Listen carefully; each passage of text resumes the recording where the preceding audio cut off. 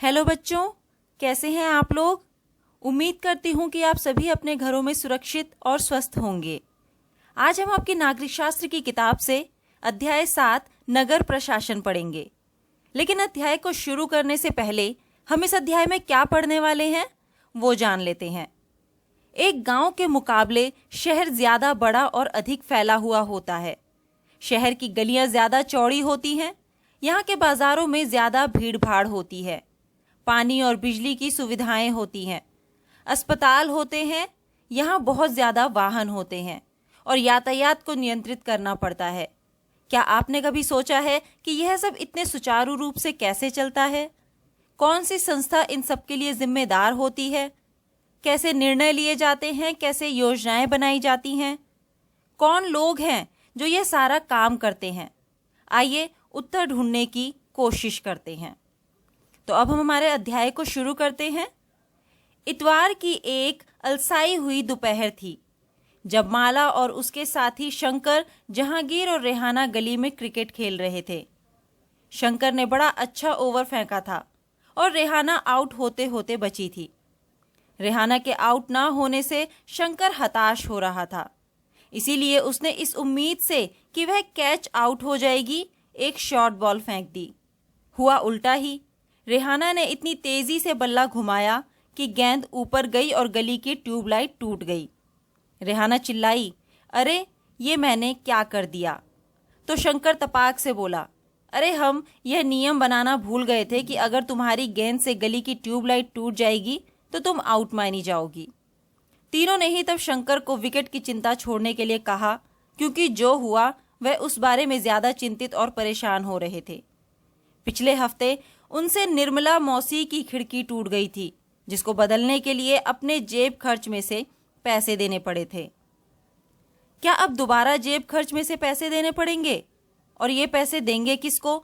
गली की ट्यूबलाइट बदलता कौन है?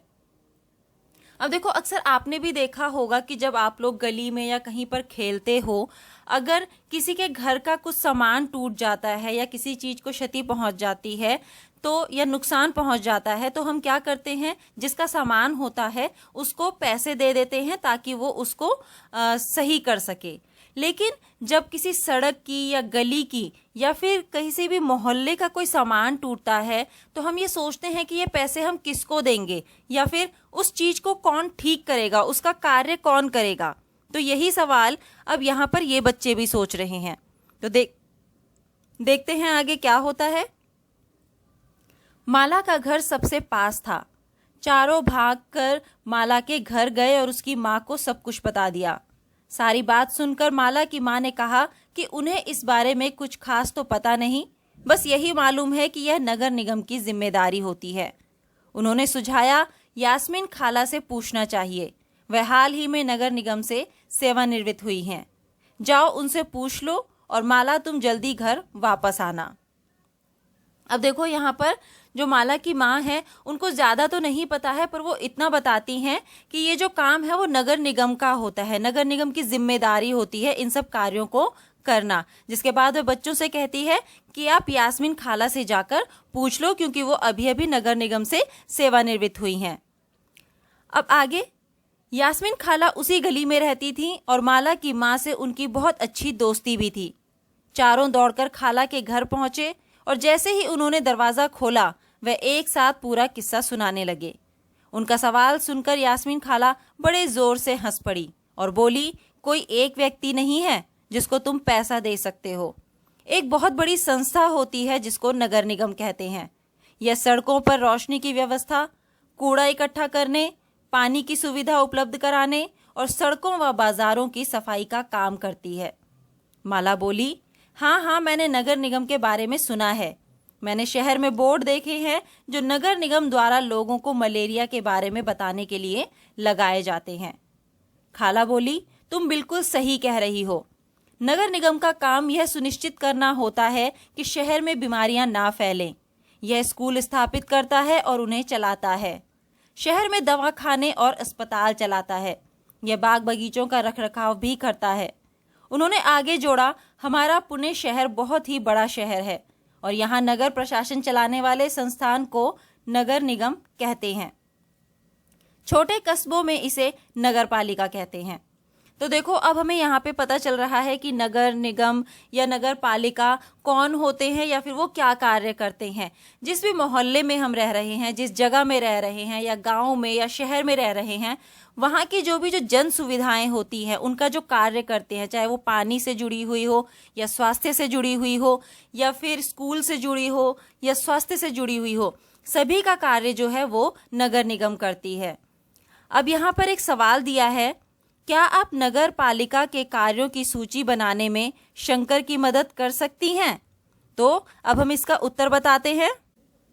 इसका उत्तर है, नगर पालिका निम्नलिखित कार्य करती है। नंबर 1, स्कूल स्थापित करती है। नंबर 2, शहर में दवाखाना और अस्पताल चलाना। नंबर 3, बाग बगीचों की देखभाल करना। नंबर 4, सड़कों व बाजारों की सफाई का काम करना। अब हम आगे बढ़ते हैं। निगम पार्षद एवं प्रशासनिक कर्मचारी। यास्मीन खाला, मुझे बड़ी उत्सुकता हो रही है कि यह फैसला लेता कौन है कि पार्क कहाँ बनाए जाएं। जब आप नगर निगम में काम करती थी तो क्या ऐसे मज़ेदार निर्णय भी लेने पड़ते थे? रेहाना ने पूछा। खाला ने जवाब दिया, नहीं रेहाना, मैं तो निगम के लेखा विभाग यानी कि अकाउंट में थी। बस लोगों की मासिक तनख्वाह की पर्चियां बनाती थी। क्योंकि शहर का आकार बहुत बड़ा होता है, इसलिए नगर निगम को कई निर्णय लेने होते हैं। इसी तरह शहर को साफ रखने के लिए बहुत काम करना पड़ता है। ज्यादातर निगम पार्षद ही यह निर्णय लेते हैं कि अस्पताल या पार्क कहाँ बनेगा। इसके बाद शहर को अलग अलग वार्डों में बांटा जाता है और हर वार्ड में एक पार्षद का चुनाव होता है। नगर निगम के कुछ निर्णय ऐसे होते हैं जो सारे शहर को प्रभावित करते हैं। ऐसे जटिल निर्णय पार्षदों के समूह द्वारा लिए जाते हैं। कुछ पार्षद मिलकर समितियां बनाते हैं जो विभिन्न मुद्दों पर विचार विमर्श करके निर्णय लेती है। उदाहरण स्वरूप, एक बस स्टैंड को बेहतर बनाना है या किसी भीड़ भाड़ वाले बाजार का कचरा ज्यादा नियमित रूप से साफ करना है या फिर शहर के मुख्य नाले की सफाई होनी है। पार्षदों की समितियां ही पानी, कचरा जमा करने और सड़कों पर रोशनी आदि की व्यवस्था करती है। अब देखो, यहाँ पे हमें पता चल रहा है कि जो नगर पालिका है या नगर प्रशासन है, उसका कार्य कितना सारा होता है, कितना देखना होता है उसको, उस पर कितनी जिम्मेदारियां होती हैं हमारे नगर प्रशासन पे या फिर नगर निगम पे, चाहे वो स्वास्थ्य से जुड़ी हुई हो या फिर हमारी देखरेख से हो। यहाँ तक कि पार्क बनाना, कैसा पार्क बनाना है, किसी गली में कचरा हो, किसी सड़क पर कूड़ा हो, उसको कैसे साफ करना है। कई जगह पर हमने देखा है कि नाले, ऐसे गंदे गंदे नाले होते हैं, खुले पड़े रहते हैं, उनकी किस तरह से सफाई करनी है, ये सारा कार्य जो है वो नगर निगम या नगर प्रशासन ही देखता है। और हर जगह पर अलग अलग पार्षद नियुक्त होते हैं जो कि इन सब का निर्णय लेते हैं और इन कार्यों को देखते हैं कि कैसे उसको सफल किया जाए। अब हम आगे बढ़ते हैं और यहाँ पर एक सवाल दिया है, निम्नलिखित वाक्यों के खाली स्थान भरिए। तो हम इनको पूरा करते हैं। तो पहला है, पंचायत के चुने हुए सदस्यों को खालिस्तान कहते हैं। तो आप सभी को पता ही होगा वैसे तो, पर मैं आपको बता देती हूँ, इसका उत्तर है पंच। आपको पता ही है कि पंचायत के चुने हुए सदस्यों को हम पंच कहते हैं। इसके बाद है अगला, शहर विभिन्न खालिस्तान में बटा हुआ होता है। तो शहर वार्डों में, यानी कि शहर विभिन्न वार्डों में बटा हुआ होता है। फिर है, नगर निगम के चुने हुए सदस्यों को क्या कहते हैं? तो उनको कहते हैं पार्षद। इसके बाद अगला है, पार्षदों के समूह उन मुद्दों पर काम करते हैं जो कि खालिस्तान को प्रभावित करते हैं। तो वो किसको प्रभावित करते हैं? हमने देखा ही है कि नगर जो भी पार्षद होते हैं, जो उनके समूह होते हैं, जिन भी मुद्दों पर काम करते हैं, वो सारी जगह को, यानी कि जिस शहर में हम रह रहे हैं या फिर किसी मोहल्ले में या गांव में रह रहे हैं, तो वो उन सारी जगहों को प्रभावित करते हैं। तो इसका जवाब हम लिखेंगे, सारे शहर को प्रभावित करते हैं। फिर अगला है, पंचायत और नगर पालिका के चुनाव प्रत्येक खालिस्तान वर्ष में होते हैं। तो इसका उत्तर है, प्रत्येक 5 वर्ष में होते हैं। आखिरी खालिस्तान है, पार्षद अगर निर्णय लेते हैं तो आयुक्त के नेतृत्व में दफ्तर के प्रशासनिक कर्मचारी उन निर्णयों को खालिस्तान करते हैं। तो हम यहाँ पे लिखेंगे को लागू करते हैं। अब हम आगे बढ़ते हैं। जब एक वार्ड के अंदर की समस्या होती है तो वार्ड के लोग पार्षद से संपर्क कर सकते हैं। उदाहरण के लिए, अगर बिजली के खतरनाक तार लटककर नीचे आ जाएं, तो स्थानीय पार्षद बिजली विभाग के अधिकारियों से बात करने में मदद कर सकते हैं, जहां पार्षदों की समितियां एवं पार्षद विभिन्न मुद्दों पर निर्णय लेने का काम करते हैं। वहीं उन्हें लागू करने का काम आयुक्त, कमिश्नर और प्रशासनिक कर्मचारी करते हैं। आयुक्त और प्रशासनिक कर्मचारी की सरकार द्वारा नियुक्त की जाती है, जबकि पार्षद निर्वाचित होते हैं। तो नगर निगम में यह निर्णय लिए कैसे जाते हैं? रेहाना ने पूछा। वह कभी सोचना बंद ही नहीं करती है।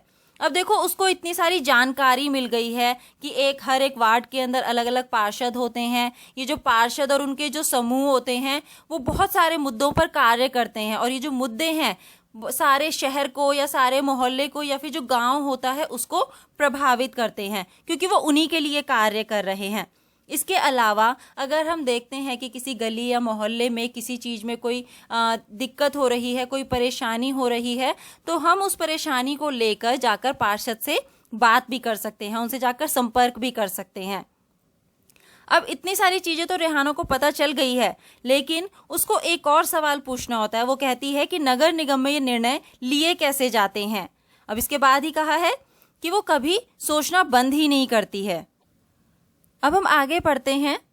बच्चों के सवालों से खुश होते हुए यास्मीन खाला ने जवाब दिया, सारे वार्डों के पार्षद मिलते हैं और सबकी सम्मिलित राय से एक बजट बनाया जाता है। उसी बजट के अनुसार पैसा खर्च किया जाता है। पार्षद यह प्रयास करते हैं कि उनके वार्ड की विशिष्ट जरूरतें परिषद के सामने रखी जा सकें। फिर ये निर्णय प्रशासनिक कर्मचारियों द्वारा क्रियान्वित किए जाते हैं। खाला बड़ी खुश थी, क्योंकि किसी बड़े व्यक्ति ने तो आज तक उनके काम के बारे में पूछा नहीं था। बच्चों के सवालों ने उन्हें अपने अनुभव बांटने का एक मौका दिया। अब देखो, बच्चे जो हैं उनके, आपने भी देखा है कि बच्चों के मन में बहुत सारे सवाल होते हैं, तरह तरह के सवाल होते हैं, हर एक चीज को लेकर, हर एक काम को लेकर।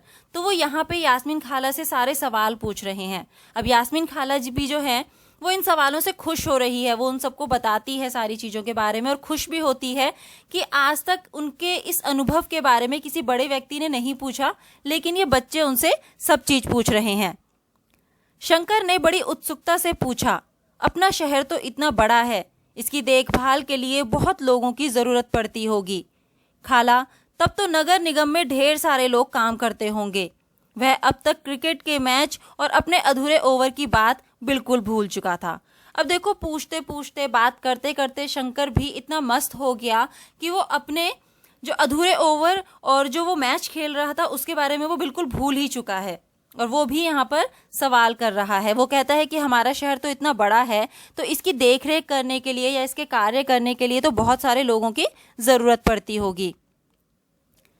दरअसल शहर में काम को अलग अलग विभागों में बांट देते हैं, जैसे जल विभाग होता है, कचरा जमा करने का विभाग, उद्यानों की देखभाल का विभाग, सड़क व्यवस्था का विभाग इत्यादि। मैं नगर निगम के सफाई विभाग में थी, उसी के लेखा विभाग में हिसाब किताब का काम करती थी। खाला बड़े इत्मीनान से बात बता रही थी। फिर बच्चों के खाने के लिए रसोई से कबाब लाने चल पड़ी। जहांगीर ने रसोई में खड़े खड़े तेजी से अपने कबाब खा लिए। फिर ऊंची आवाज में वहीं से बोला, यास्मीन खाला, नगर निगम जिस कूड़े कचरे को इकट्ठा करता है वे जाता कहाँ है? बाकी बच्चे अभी कबाब खा ही रहे थे। अब देखो, सबने पूछा, तो अब यहाँ पर जहांगीर के दिमाग में भी सवाल आ गया, और वो पूछने लगा कि जो भी कूड़ा कचरा जो होता है, जो इकट्ठा करते हैं, उसको आखिर ले जाया कहाँ जाता है? इस सवाल का जवाब बड़ा मज़ेदार है। यास्मीन खाला ने बताना शुरू किया और कहती हैं कि इस सवाल का जवाब बड़ा मज़ेदार है। जैसा कि तुम जानते हो, कचरा लगभग हर गली में ही फैला रहता है।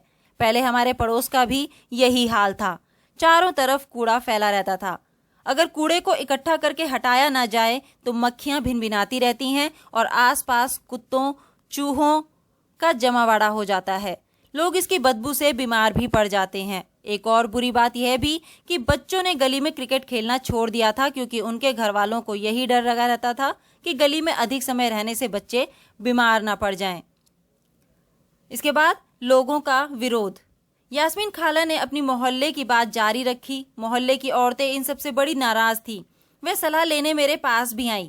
मैंने उन्हें कहा कि मैं विभाग के किसी अधिकारी से इस मामले में बात करने की कोशिश करूंगी, मगर मैं भी निश्चित तौर पर यह बात नहीं कर सकती थी कि इसमें कितना समय लगेगा। इस पर गंगाबाई ने बताया कि हमें अपने वार्ड के पार्षद के पास इस समस्या को लेकर जाना चाहिए। आखिर वोट देकर उसे हमने चुना है, उसके सामने हमें विरोध प्रदर्शन करना चाहिए। अब देखो, वो यहाँ पर जब कूड़े कचरे की बात कर रही थी तो उन्हें अपने मोहल्ले की ही याद आ गई, जहाँ पर कि बहुत सारा कूड़ा कचरा फैला रहता था, जिसकी वजह से सभी लोग अपने बच्चों को बाहर खेलने में भेजने में डरते थे कि कहीं बच्चे बीमार ना हो जाए। इसके बाद लोगों ने विरोध करना शुरू कर दिया और गंगाबाई कहती हैं कि हमें यहाँ के पार्षद से बात करनी चाहिए क्योंकि उनकी ये जिम्मेदारी है और आखिरकार उन्हें वोट देकर इन्हीं लोगों ने तो जिताया है। गंगाबाई ने महिलाओं के एक छोटे समूह को इकट्ठा किया और पार्षद के घर पहुंच गई। सभी औरतें घर के सामने जाकर नारे लगाने लगी। तब पार्षद घर के बाहर निकले और उन्होंने उनकी समस्या के बारे में पूछा। गंगाबाई ने अपने मोहल्ले की खराब हालत बयान की। पार्षद ने उन महिलाओं से वादा किया कि वह अगले दिन उनके साथ आयुक्त से मिलने जाएंगे। साथ ही उन्होंने गंगाबाई को मोहल्ले के सारे वयस्कों से एक अर्जी पर दस्तखत करवाने के लिए कहा। अर्जी यह थी कि उनके मोहल्ले से कचरा उठाने की नियमित व्यवस्था की जाए। उन्होंने सुझाव दिया कि कल आयुक्त से मिलने जाते समय स्थानीय सफाई अभियंता यानी इंजीनियर को भी साथ ले जाना अच्छा रहेगा। इससे फायदा होगा क्योंकि सफाई अभियंता भी आयुक्त को बता सकेगा कि हालत कितनी खराब है। अब देखो, जब गंगाबाई जो है बहुत सारी महिलाओं को लेकर वहां पर बात करने के लिए गई पार्षद के घर के बाहर, जब उन्होंने नारे लगाने शुरू किए तो पार्षद घर से बाहर आए। उन्होंने उनकी समस्या सुनी और उस समस्या का समाधान निकालने के लिए बात भी करी, जो कि एक पार्षद का बहुत ही अच्छा और एक बहुत ही बड़ा कार्य होता है, उसकी बहुत बड़ी जिम्मेदारी होती है ये। तो वही यहाँ पर इस पार्षद ने भी करा। अब बच्चों देखो, यहाँ पर ऊपर एक रिपोर्ट बनाई गई है और जिसमें लिखा है कि नगर निगम को पैसा कहाँ से मिलता है। इतने सारे काम करने के लिए बहुत सारा पैसा चाहिए। निगम यह राशि अलग अलग तरीकों से इकट्ठा करता है। इस राशि का बड़ा भाग लोगों द्वारा दिए गए कर यानी कि टैक्स से आता है। कर वह राशि है जो लोग सरकार द्वारा उपलब्ध कराई गई सुविधाओं के लिए सरकार को देते हैं। जिन लोगों के अपने घर होते हैं उन्हें संपत्ति कर देना होता है और साथ ही पानी एवं अन्य सुविधाओं के लिए भी कर देना होता है। जितना बड़ा घर उतना ज्यादा कर। निगम के पास जितना पैसा आता है उसमें संपत्ति कर से केवल 25 से 30% पैसा ही आता है। शिक्षा पर भी कर लगता है। अगर आप किसी दुकान या होटल के मालिक हैं तो उस पर भी कर देना पड़ता है। अगली बार आप जब भी सिनेमा देखने जाइएगा तो टिकट पर ध्यान से देखिएगा, हमें मनोरंजन के लिए भी कर देना पड़ता है। इस तरह अमीर लोग संपत्ति कर देते हैं, वही जनसंख्या का एक बड़ा हिस्सा सामान्य तरह के कर अधिक देता है। तो देखो, आपने भी देखा होगा जब भी हम कोई सामान खरीदते हैं, कोई शॉपिंग करते हैं, चाहे वो छोटी से छोटी चीज़ क्यों ना हो, या हम कहीं पिक्चर देखने जाते हैं या फिर हमारे पास कोई हम घर लेते हैं, तो हमें हर चीज़ों पर कर देना होता है, टैक्स देना होता है। और वही जो टैक्स है वो हमारे शहर के लिए, शहर की सुविधाओं के लिए, जो जन सुविधाएं होती हैं जो कि हमारे लिए बहुत ज़रूरी हैं, चाहे वो साफ़ सफाई हो, चाहे स्वास्थ्य से संबंधित हो या पानी से संबंधित हो, वो उसके लिए उस राशि का प्रयोग किया जाता है। अब बच्चों, हम जो हैं हमारे कक्षा को यहीं पर ख़त्म करते हैं और बाकी का जो अध्याय है हम उसको अगली कक्षा में पूरा करेंगे। तो हम लोग मिलेंगे हमारी अगली कक्षा में। तब तक आप इस पाठ को अच्छे से दोहराइए और अच्छे से समझिए। मिलते हैं हम लोग हमारी अगली कक्षा में पाठ को पूरा करने के लिए।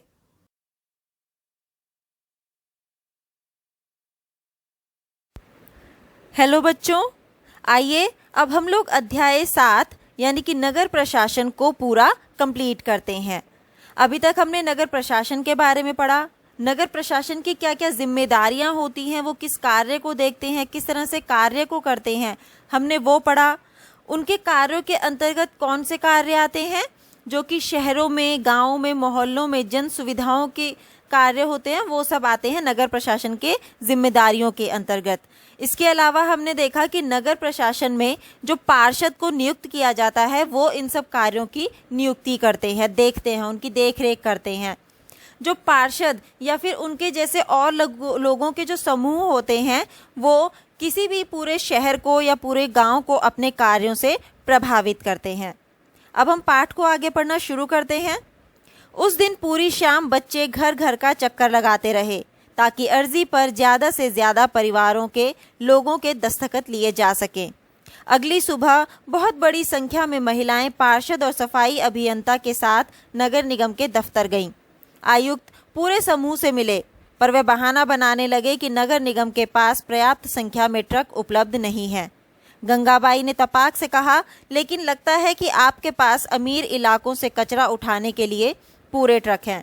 अब देखो क्या होता है, गंगाबाई अपने साथ कुछ महिलाओं के साथ मिलकर, पार्षद और जो सफाई अभियंता उनके साथ भी मिलकर वो आयुक्त के पास जाती हैं अपनी अर्जी लेकर। लेकिन वहाँ पर जो आयुक्त होता है वो बोलता है कि उनके पास ट्रकों की उपलब्ध संख्या नहीं है, जिस पर गंगाबाई जवाब देती है कि अमीर इलाकों से कचरा उठाने के लिए तो उनके पास उपलब्ध ट्रक मिल जाते हैं। अब इस पर जहांगीर कहता है, इससे आयुक्त का तो मुंह बंद ही हो गया होगा, और नहीं तो क्या, उसने फौरन इंतजाम करने के लिए कहा, यास्मीन खाला ने बताया। गंगाबाई ने आयुक्त को चेतावनी दी कि अगर 2 दिन के अंदर काम नहीं हुआ तो नगर निगम के सामने बहुत बड़ी संख्या में महिलाएं धरने पर बैठ जाएंगी। अब आपको पता ही है कि धरना क्या होता है। जब भी कोई कार्य जो हम चाहते हैं या फिर हमें अगर किसी से शिकायत होती है तो हम उसका विद्रोह करने लगते हैं, नारा लगाने लगते हैं। बहुत सारे लोग इकट्ठा होकर इस कार्य को करते हैं और इसी को कहा जाता है धरना देना। तो यहाँ पर गंगाबाई जो है वो आयुक्त को चेतावनी देती है कि अगर उनका कार्य 2 दिन के अंदर शुरू नहीं होता है, यानी कि उनके मोहल्ले की सफाई का कार्य 2 दिन के अंदर शुरू नहीं होता है, तो वो और महिलाओं को लेकर उनके नगर निगम के सामने जो है धरना देने बैठ जाएंगी। तो क्या गलियों की सफाई हो गई? रेहाना ने झट से पूछा, जो कभी चीज़ों को अधूरा नहीं छोड़ती थी। 2 दिन तक कुछ भी नहीं हुआ। वो तो जब तक एक बड़े समूह ने विरोध प्रदर्शन किया, जोरदार नारे लगाए, तब जाकर बात बनी। अब मोहल्ले की सफाई नियमित रूप से होने लगी है। तो देखो पहले क्या हुआ, शुरुआत में तो काम सही से नहीं हो रहा था, लेकिन जब लोगों ने नारे लगाने शुरू करे, जब विरोध करना शुरू करा, तो काम सही से होना शुरू लग गया और नियमित रूप से होने लग गया। अब यहाँ पर हमें एक रिपोर्ट बताई गई है जिसके अंदर लिखा है, खाला के सेवानिवृत्त होने के बाद से क्या क्या बदलाव है। यास्मीन खाला ने बच्चों को जो नहीं बताया वह यह है कि हाल के समय में पैसा बचाने के लिए कई नगर निगमों ने कचरा उठाने और उसे ठिकाना लगाने के लिए निजी ठेकेदार रख लिए हैं। इसको निजीकरण कहते हैं। इसका मतलब है कि जो काम पहले सरकारी कर्मचारी करते थे वह अब निजी कंपनियां करती हैं। निजी ठेकेदार जिन मजदूरों को कचरा जमा करने और उठाने का काम पर लगाते हैं उन्हें बहुत कम पैसा देते हैं। उन मजदूरों की नौकरी भी अस्थायी होती है। कचरा उठाने का काम काफ़ी खतरनाक भी होता है। अक्सर उनके पास अपनी सुरक्षा के साधन नहीं होते। अगर काम करते हुए वे घायल हो जाएं तो उनकी देखभाल करने वाला कोई नहीं। तो इसका मतलब क्या हुआ, क्या बदलाव आए हैं? बदलाव ये आए हैं कि पहले जो है कचरा उठाने का कार्य या सफाई का कार्य वो सरकारी कर्मचारी करते थे, लेकिन अब सरकारी कर्मचारियों ने क्या करा है, उन्होंने कुछ निजी ठेकेदार रख लिए हैं इस कार्य को करने के लिए। इससे क्या होता है कि वो जो निजी कंपनियां कहलाती हैं, वो निजी कंपनियों के अंदर जो मजदूर होते हैं, जो कार्य करते हैं, उनको बहुत ही कम मजदूरी मिलती है, बहुत ही कम तनख्वाह देनी पड़ती है। इसके अलावा उन मजदूरों की नौकरी जो है वो अस्थायी होती है। कचरा उठाने में बहुत तरह का जोखिम होता है, क्योंकि आपने भी देखा है जब हम कचरा फेंकते हैं तो उसमें अलग अलग तरह का कचरा होता है। उसमें कांच भी हो सकता है जिससे कि किसी को क्षति पहुंचे, किसी को हानि पहुंचे, या फिर गंदगी होती है जिससे कि लोग बीमार हो सकते हैं। तो उनकी सुरक्षा के भी कोई साधन नहीं होते हैं। अब अगर मान लीजिए कि उनको कोई परेशानी होती है तो उनका ध्यान रखने के लिए भी कोई नहीं होता।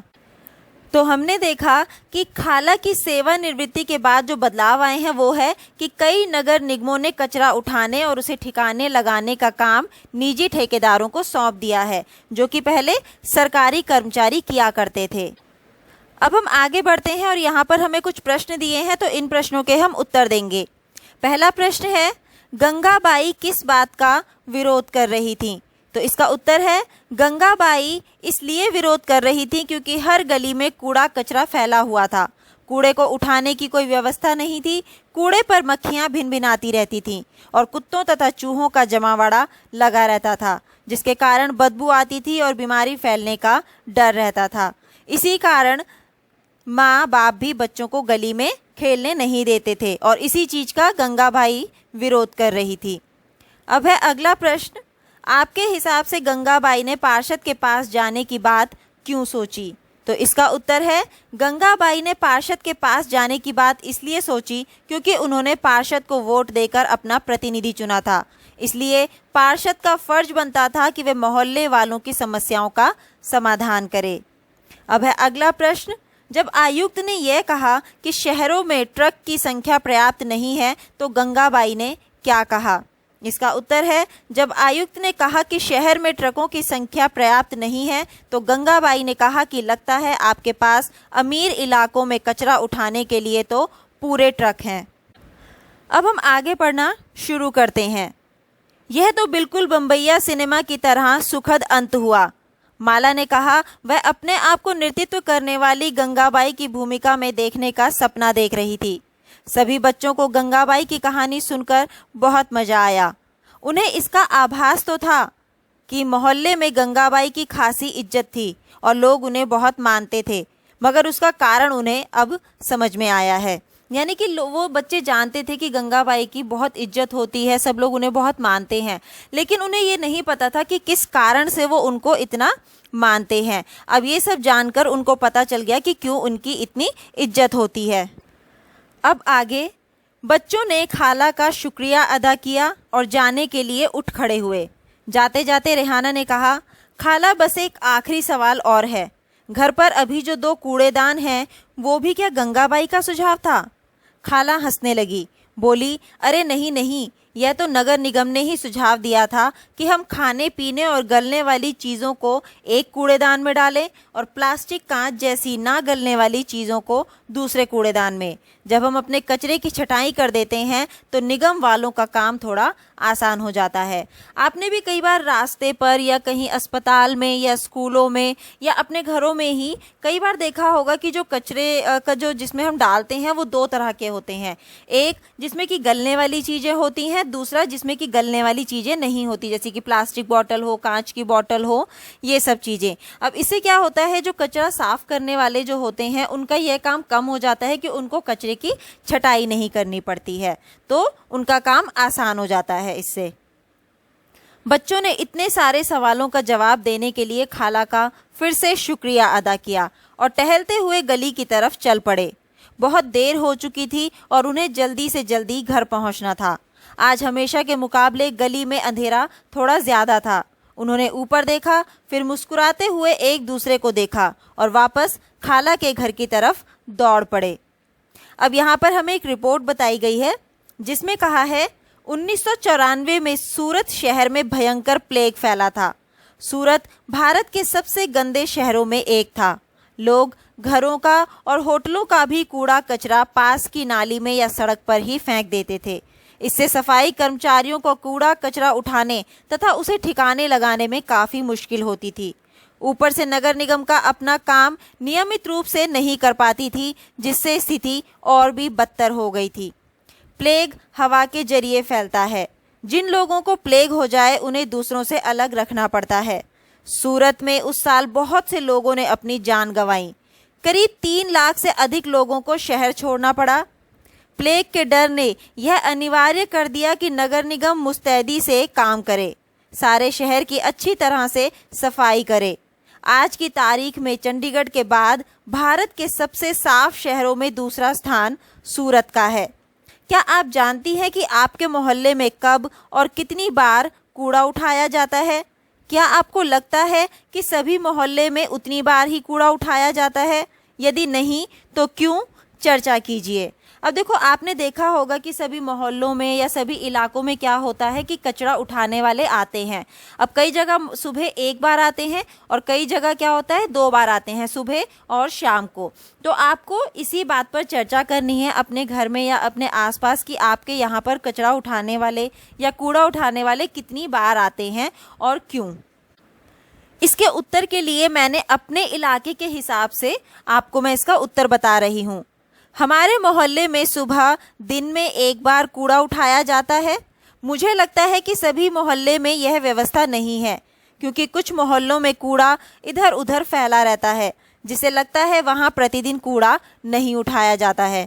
कूड़ा प्रतिदिन ना उठाने के दो कारण हो सकते हैं।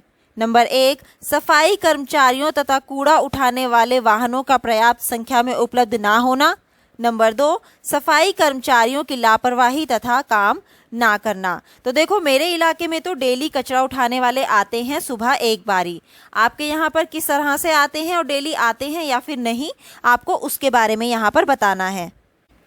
अब हम आगे बढ़ते हैं और यहाँ पर एक सवाल पूछा है, क्या आप जानते हैं कि सरकार आपके करों से ही सड़कें, पुल, पार्क एवं गलियों में बिजली इत्यादि की व्यवस्था करती है? अपने परिवार में इस बारे में बातचीत कीजिए और करों से मिलने वाले 3 अन्य लाभों की सूची बनाइए। तो देखो, हम ऊपर भी पढ़ चुके हैं और हमें वैसे पता भी है कि हम हर एक चीज़ को जब खरीदते हैं या देखते हैं, जैसे कि आप कोई शॉपिंग करते हो, आप पिक्चर देखने जाते हो या फिर आप अस्पताल में जब अपना इलाज कराते हो, तो हम हर सुविधा के लिए जो है सरकार को कर देते हैं, यानी कि टैक्स देते हैं। और उन्हीं करों का इस्तेमाल किया जाता है जो हमें सुविधाएं दी जाती हैं, यानी कि जो स्कूल की सुविधा हमें दी जाती है, हमें पानी की सुविधा दी जाती है, सड़क की सुविधा दी जाती है, पुल, पार्क, इन सभी के निर्माण के लिए उन्हीं करों की राशि का इस्तेमाल किया जाता है। अब यहाँ पर हमें सड़क, पुल, पार्क, गलियाँ एवं बिजली के बारे में तो बताया है, पर आपको कुछ और ऐसी सुविधाओं के बारे में बताना है जिनका निर्माण करों से किया जाता है। तो यहाँ पर हमें 3 बताने हैं। तो सबसे पहले हम लिखेंगे अस्पताल की सुविधा, यानी कि स्वास्थ्य संबंधी सुविधा। नंबर 2, स्कूल की सुविधा, यानी कि शिक्षा संबंधी सुविधा। नंबर 3, पानी की सुविधा।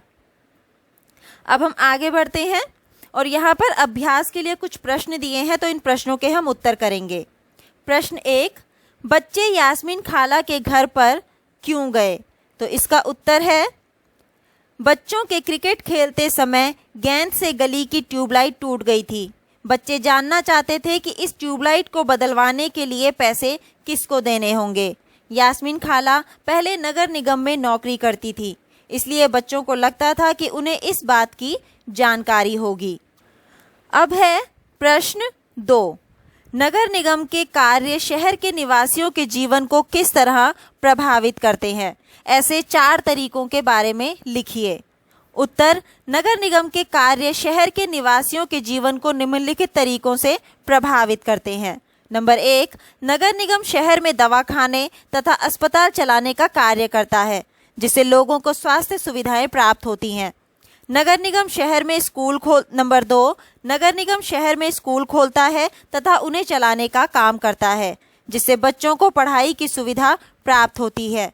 नंबर 3, नगर निगम सड़कों तथा बाजारों की सफाई का काम करता है, जिससे शहर में बीमारी नहीं फैलती।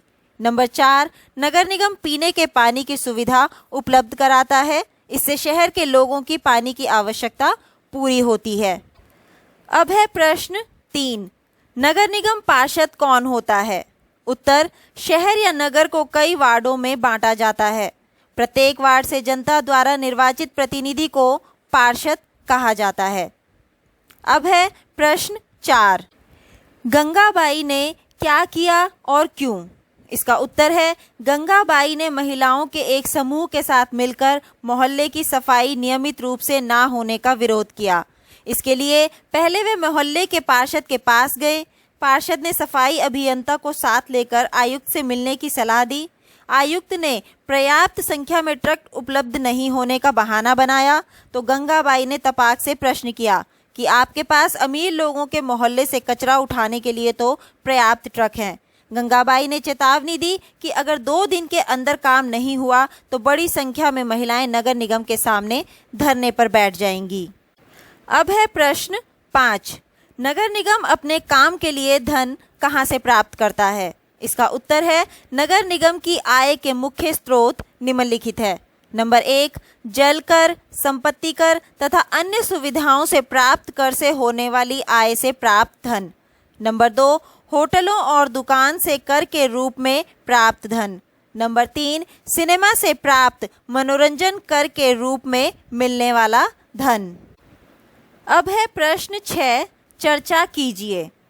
नीचे दिए गए चित्रों में कूड़ा इकट्ठा करने एवं उसको ठिकाने लगाने की विभिन्न विधियों को देखें। चित्र 1, तो देखो चित्र 1 में आप देख ही रहे हो कि लोग किस तरह से हाथों से कचरे को उठा रहे हैं, किस तरह से खुद पूरी गंदगी में गए हुए हैं, फिर उसको छांट रहे हैं, अलग अलग कर रहे हैं। फिर है चित्र 2 जिसमें कि लोगों ने देखो मास्क पहना है, ग्लव्स पहना है और कचरे के लिए गाड़ी का इस्तेमाल किया जा रहा है, अलग अलग रंग की बाल्टियों का इस्तेमाल किया जा रहा है, जो कि एक साफ सुथरा तरीका दिख रहा है। अब इसके नीचे हमें कुछ प्रश्न पूछे हैं। प्रश्न क, आपके विचार से कौन सी विधि कूड़े का निपटारण करने वाले व्यक्ति के लिए सुरक्षित है? तो आपको देखने से ही ये पता चल रहा है। क, फोटो 2 की विधि कूड़े का निपटारण करने वाले व्यक्ति के लिए सुरक्षित है। तो देखो हमको देखने से ही पता चल रहा है कि उन्होंने मास्क भी पहने हैं, ग्लव्स भी पहने हैं, यानी कि वो सुरक्षित हैं। फिर है ख, पहले चित्र में कूड़ा इकट्ठे करने का जो तरीका दिखाया गया है उसमें क्या क्या जोखिम है? तो इसका उत्तर है, पहले चित्र में कूड़ा इकट्ठा करने का जो तरीका दिखाया गया है उसमें बहुत जोखिम है। जैसे कि नंबर 1, कूड़ा इकट्ठा करने वाले व्यक्ति के पास अपनी सुरक्षा के साधन नहीं है, इसलिए ये लोग बीमार हो सकते हैं या घायल हो सकते हैं। नंबर 2, कूड़ा खुले रूप से पड़ा रहता है जिससे गंदगी फैलती है और बीमारियां फैलने का खतरा रहता है। नंबर 3, गाय इत्यादि जानवर भी कूड़ा खाते रहते हैं जिससे वह भी बीमार हो सकते हैं। अब है प्रश्न ग, क्या आप सोचती हैं कि जो लोग नगर निगमों में काम करते हैं उनके पास अपने कूड़े के निपटारण की व्यवस्थित सुविधाएं क्यों नहीं है? क्या आपने सोचा है कि क्यों नहीं है उनके पास ये सारी सुविधाएं? तो इसका उत्तर है, नगर निगमों में काम करने वालों के पास अपने कूड़े के निपटारण की व्यवस्थित सुविधाएं नहीं है, क्योंकि नगर निगमों में भ्रष्टाचार है, जिस कारण से नगर निगमों में कूड़े निपटारण के लिए आधुनिक सुविधाएं विकसित नहीं हो पाती हैं। अब हम आगे बढ़ते हैं प्रश्न 7 की तरफ, जिसमें कि कुछ हमें यहाँ पर बताया गया है, उसके बाद एक सवाल पूछा है। तो आइए इसका हम उत्तर बताते हैं। शहर में बहुत सारे लोग घरेलू नौकरों की तरह काम करते हैं और दूसरे के घरों को साफ रखते हैं। उसी तरह बहुत से लोग नगर निगम के लिए काम करते हैं और शहर को साफ सुथरा रखते हैं। इसके बावजूद जिन बस्तियों में वह रहते हैं वहाँ काफ़ी गंदगी होती है। इसका कारण यह है कि इन बस्तियों में पानी एवं सफाई की सुविधा विरल ही होती है। नगर निगम इसके लिए अक्सर बस्ती वासियों को ही दोषी ठहराती है कि जिस ज़मीन पर वह गरीब लोग अपना मकान बनाते हैं वह उनकी नहीं होती और ना ही वह सरकार का कोई कर देते हैं। जबकि मध्य वर्ग के रिहायशी इलाकों में पार्क बनाने, गलियों में रोशनी की व्यवस्था करने और नियमित कूड़ा जमा करने आदि के काम पर जितना नगर निगम खर्च करता है उसकी तुलना में वहां रहने वाले लोग बहुत कम कर देते हैं। पाठ में भी आपने पढ़ा है कि नगर निगम को संपत्ति कर से कुल 25-30% ही आय होती है। अब इसके बाद यहाँ पे सवाल पूछा है, क्या आपको लगता है कि निगम को बस्तियों की सफाई पर ज़्यादा खर्च करना चाहिए? यह क्यों महत्वपूर्ण है और यह क्यों ज़रूरी है कि शहर में नगर निगम जो सुविधाएं धनी व्यक्तियों को मुहैया कराती है वही गरीबों को भी मिले? तो इसका उत्तर हम बताते हैं आपको। उत्तर, नगर निगम को उन बस्तियों की सफाई पर भी ध्यान देना चाहिए जिन बस्तियों उनके सफाई कर्मचारी रहते हैं। इन बस्तियों में रहने वाले सार्वजनिक शौचालयों का प्रयोग करते हैं। इन बस्तियों में जगह जगह कूड़ा और पानी फैला रहता है। इनके पास धन और स्वास्थ्य सुविधाओं की भी कमी होती है, इसलिए इन बस्तियों में बीमारियों के फैलने की संभावना बनी रहती है। इन बस्तियों में रहने वाले लोगों को भी मध्य वर्ग की बस्तियों में रहने वाले लोगों की तरह समान अधिकार मिलने चाहिए, क्योंकि संविधान देश के सभी नागरिकों को समानता का अधिकार देता है। तो देखो यहाँ पर पहले तो हमें इस पैराग्राफ में ये बताया कि क्या होता है कि जो लोग सफाई करते हैं, दूसरों के घरों में सफाई करते हैं या सड़कों में सफाई का काम करते हैं, वो खुद जिस इलाके में रहते हैं वहाँ पर सफाई का काम अच्छे से नहीं होता है। और जो अच्छे इलाके होते हैं जहाँ पर कि अमीर लोग रहते हैं वहाँ पर सफाई का पूरा अच्छे से इंतजाम होता है, पूरा कार्य अच्छे से होता है। तो उसके बाद हमें सवाल पूछा कि क्या ये जो मज़दूर जहाँ पर रह रहे हैं वहाँ पर भी सफाई का कार्य करना ज़रूरी है या नहीं है? तो इसका उत्तर में हमने बताया कि हाँ, ये भी बहुत ज़रूरी है। अगर ये सफाई का कार्य नहीं होगा, गंदगी साफ नहीं होगी, तो उन लोगों के बीमार पड़ने के बहुत ज़्यादा चांसेस रहेंगे। वो बीमार हो सकते हैं, जिससे कि उनकी जान को भी खतरा हो सकता है। अब हम आते हैं हमारे आखिरी प्रश्न की तरफ, यानी कि 8वें प्रश्न की तरफ, जिसमें लिखा है नीचे दिए गए चित्र को देखो। तो देखो, आप चित्र में देख ही रहे हो कि एक हमें गांधी जी की तरह एक तस्वीर देखने को मिल रही है, जो कि वहाँ पर सफाई का कार्य कर रही है। वो साफ कर रहे हैं नीचे से, उनके एक हाथ में झाड़ू है और एक हाथ में टोकरी है। अब इसके नीचे यहाँ पर क्या लिखा है वो हम पढ़ते हैं। भारत सरकार ने देश भर के ग्रामीण और शहरी क्षेत्रों में सफाई को बढ़ावा देने के लिए 2 अक्टूबर 2014 को स्वच्छ भारत मिशन का शुभारंभ किया। स्वच्छ भारत स्वच्छ विद्यालय अभियान के तहत विद्यार्थियों के बीच स्वच्छता और साफ सफाई के बारे में जागरूकता पैदा करने के लिए स्कूलों में कई गतिविधियां भी चलाई जा रही हैं। आपके इलाके में नगरपालिका पंचायत द्वारा चलाए जा रहे स्वच्छ भारत अभियान के तरीकों को देखें, एक पोस्टर तैयार करें और इसे अपने स्कूल में प्रदर्शित करें। देखो, आपने भी देखा होगा कई बार जब हम रास्ते में चलते हैं तो बड़े बड़े बोर्ड में लिखा रहता है स्वच्छ भारत और स्वच्छ विद्यालय। तो इसी तरीके को ये जो है, इन्होंने कब शुरू करा था? ये 2 अक्टूबर 2014 को शुरू करा था ये अभियान, क्योंकि अगर स्वच्छ भारत रहेगा तभी तो हमारा भारत स्वस्थ भी रहेगा। अगर हमारे आसपास सफाई होगी तभी तो हम स्वस्थ रह पाएंगे, हम अच्छे रह पाएंगे। अगर गंदगी होगी तो ज़रूरी है कि हम लोग बीमार हो जाएंगे। तो इस अभियान के चलते आपको कहा है कि आपके आसपास या आपके इलाके में आपकी जो नगर पालिका है या पंचायत द्वारा जो भी स्वच्छ भारत का अभियान चलाया गया है, उसके जो तरीके अपनाए गए हैं, आपको उनको देखना है और फिर उस पर एक आपको पोस्टर तैयार करना है। इसके बाद आप इस पोस्टर को अपने स्कूल में दिखाएंगे, उसको प्रदर्शित करेंगे। तो बच्चों, आज का जो हमारा ये अध्याय था, जो कि बहुत ही इम्पॉर्टेंट था, बहुत ही ज़रूरी था, जिससे कि आपको बहुत सारी चीज़ें सीखने को मिली। आपको पता चला कि नगर प्रशासन क्या होता है, वो क्या कार्य करता है, और जो कार्य करता है वो हम सब लोगों के जीवन को कितना प्रभावित करते हैं, हम लोगों के जीवन के लिए वो कितने ज़रूरी हैं। तो आपको क्या करना है, अब आपको इस अध्याय को अच्छे से दोहराना है, अच्छे से पढ़ना है, अच्छे से समझना है, और जो भी प्रश्न के उत्तर मैंने आपको बताए हैं उनको आप अच्छे से याद कर लीजिएगा। हम लोग मिलेंगे हमारे अगले कक्षा में अगले अध्याय के साथ। तब तक के लिए धन्यवाद।